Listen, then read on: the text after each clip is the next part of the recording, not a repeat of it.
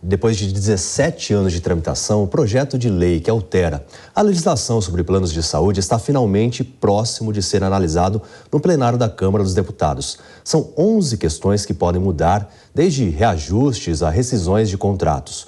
Por isso, agora a gente vai conversar ao vivo com Mercês da Silva Nunes, mestre e doutora em Direito pela Pontifícia Universidade Católica de São Paulo e especialista em Direito Médico. Muito boa tarde a você. Boa tarde, Deilson. Boa tarde a toda a sua audiência. Bom, a primeira pergunta é quais são, as mudanças mais significativas previstas? Bom, nós temos, na verdade, em torno de 270 colaborações dentro desse projeto de lei. É uma variação muito grande que vai, como você disse, desde estabelecer um teto para o reajuste dos planos coletivos, até estabelecer também se é possível que a operadora consiga excluir um consumidor sem uma justa causa. Nós temos questões que levam à discussão de incluir ou não o direito de acompanhante no hospital, nas internações dos pacientes, inclusive mesmo na própria UTI. Então, é uma gama muito diversificada de sugestões e de projetos de lei, mas acho que nós podemos concentrar essa análise, pelo menos superficial, aqui, na questão dos reajustes dos planos de saúde, que eu acho que é o que tem atormentado mais a vida do brasileiro, pelo menos desses 50 milhões que fazem parte hoje dos planos de saúde. Bom, enquanto a rescisão de contratos de maneira unilateral, recentemente uma operadora de plano de saúde com atuação nacional foi convidada a prestar esclarecimentos na Alesp. Eu acompanhei, inclusive, essa audiência, justamente por rescisões promovidas com pessoas que estavam em tratamento do espectro autista. O argumento do plano de saúde é que os contratos foram feitos com empresas e essas empresas, então, decidiram não ter mais vínculo com o plano. A minha pergunta é, nesses casos, há algum tipo de mudança prevista? Porque as pessoas não podem deixar de ter tratamento. Por exemplo, autismo, a gente sabe que a cada um mês que a pessoa deixa de receber o tratamento, ela regride pelo menos um ano, segundo os especialistas. David, eu acho que a principal questão aqui é que as operadoras de plano de saúde focam no custo. Então, um paciente para ela, principalmente na questão dos autistas, são pacientes que oneram bastante o plano. Então, essa exclusão que ela faz não é em razão do procedimento em si. A exclusão que ela faz é em razão do custo que aquele paciente representa para o plano de saúde. E é isso que o projeto de lei trabalha no sentido de impossibilitar. Então, acho que nós temos uma situação bastante clara que permite a exclusão, que são os casos de fraude, de qualquer violação do plano. Agora, fora isso, a operadora vai ter que ter, de verdade, uma sustentação para justificar qual é o motivo daquela exclusão. Se ela não tiver, ela realmente não poderá excluir. Hoje, essa questão da exclusão está sendo resolvida pelo judiciário.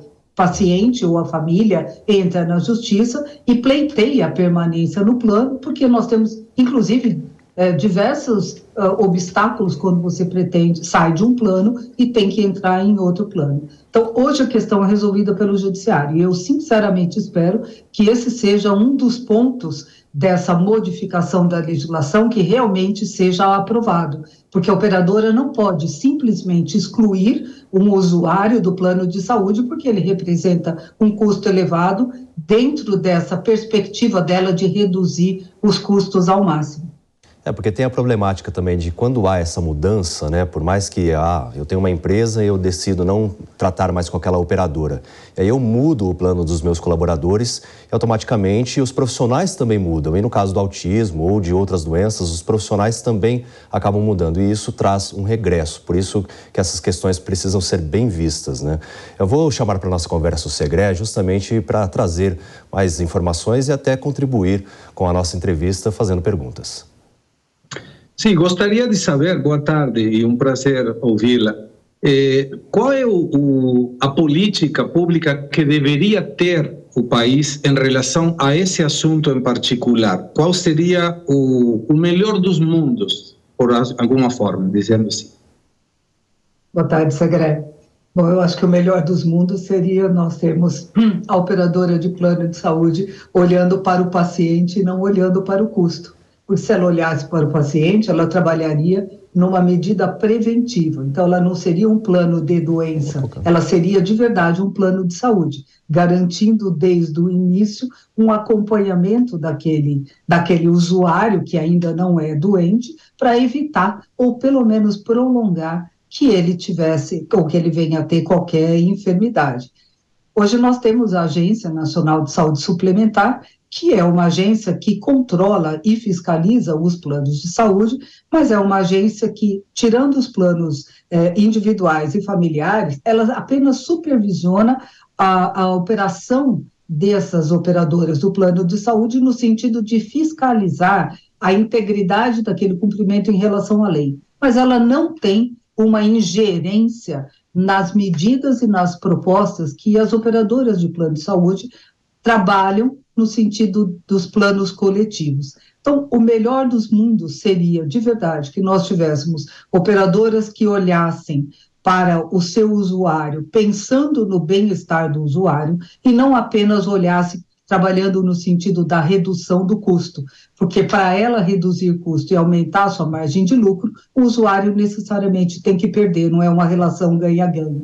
Então, se nós tivéssemos uma mudança do olhar da operadora do plano de saúde, o que eu acho quase impossível, nós teríamos o melhor dos mundos, uma operadora trabalhando de forma justa, uma mensalidade justa, para que aquele cidadão que necessitasse do plano tivesse acesso exatamente no momento que ele precisa. Doutora, em relação também à questão que afeta muita gente é quanto ao pagamento do plano, né? O reajuste. Toda vez que vem no valor elevado, muitas vezes acima da inflação. Com a mudança, como que vai funcionar? Tem alguma mudança prevista, inclusive, nesse projeto?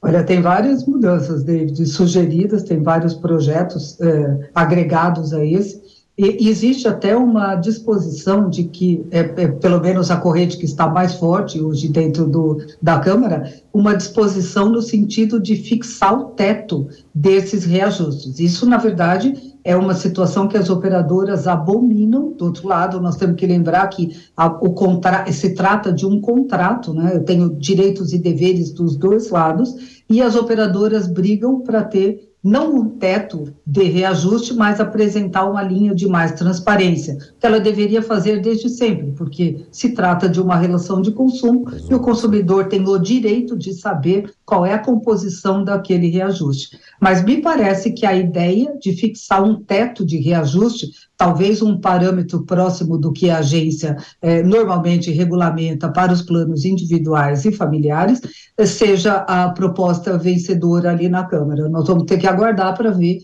de verdade o que será aprovado. Porque justamente uma das reclamações, né, dessas pessoas que têm filhos, crianças com espectro autista, era de um reajuste exorbitante, às vezes acima de 100%, justamente numa tentativa de expulsar a pessoa do plano de saúde da operadora, para que ela não fizesse parte mais. E depois de um ano que reajustou, porque essas famílias, elas deixam de pagar outras contas, mas priorizam o pagamento do plano de saúde porque sabem que é extremamente importante o acompanhamento. E aí um reajuste exorbitante, fora do comum, era praticado. Essas famílias reclamaram, inclusive, aos deputados. E aí, depois que foi feito o reajuste, se a pessoa continuasse pagando, aí havia a extinção. Então, as regras, as leis, elas precisam realmente ser alteradas para que as pessoas sejam resguardadas, né, doutora? Olha, David, eu acho que a legislação tem que ser mais clara em relação aos critérios de reajuste. Hoje o que nós temos é, tirando esses planos individuais e familiares que são regulamentados pela ANS, os planos coletivos, sejam coletivos empresariais ou por adesão, ficam soltos. Então as operadoras aplicam, a bem da verdade, o reajuste que elas quiserem. Porque se você sofrer um reajuste abusivo, você acaba levando a questão para o judiciário. Então, eu penso que, de verdade, ela tem que ter transparência, e deve existir critérios que regulamentem e estabeleçam quais são, não o mínimo ou o máximo do reajuste, mas quais são os critérios adotados para que aquele reajuste dos planos coletivos sejam aplicados. E que ela, cooperadora, consiga demonstrar de verdade que os custos que ela teve atingiram aquele número, coisa que não acontece hoje. Conversamos ao vivo com a doutora Merces da Silva Nunes, ela que é especialista em Direito. Muito obrigado pela sua participação e contribuição, esclarecimentos aqui no Fast News ao vivo na Jovem Pan. Imagina, eu que agradeço, um bom trabalho para vocês.